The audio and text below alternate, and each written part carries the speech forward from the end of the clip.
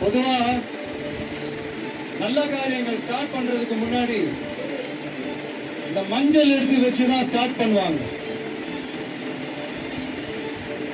நம்ம வீட்டுல கூட நம்ம அம்மா, அக்கா, தங்கைகள் நமக்காக நாம நல்லா இருக்கணும்ன்றதுக்காக மஞ்சள் புடவை கட்டிக்கிட்டு தான் வேண்டிக்குவாங்க. அப்படி அந்த மஞ்சள்னாலே ஒரு தனி வைப்பு தாங்க. நம்ம கொடியில கூட அந்த வைப்ரண்டான அந்த எனர்ஜெட்டிக்கான அந்த மஞ்சள் இருக்குமே, அந்த மாதிரி மங்களகரமான மஞ்சள் விளையிற பூமி தான் இந்த ஈரோடு பூமி. இங்க வந்து மஞ்சளை பத்தி பேசாம வேற எங்க போய் பேசுறது? அது மட்டும் இல்ல,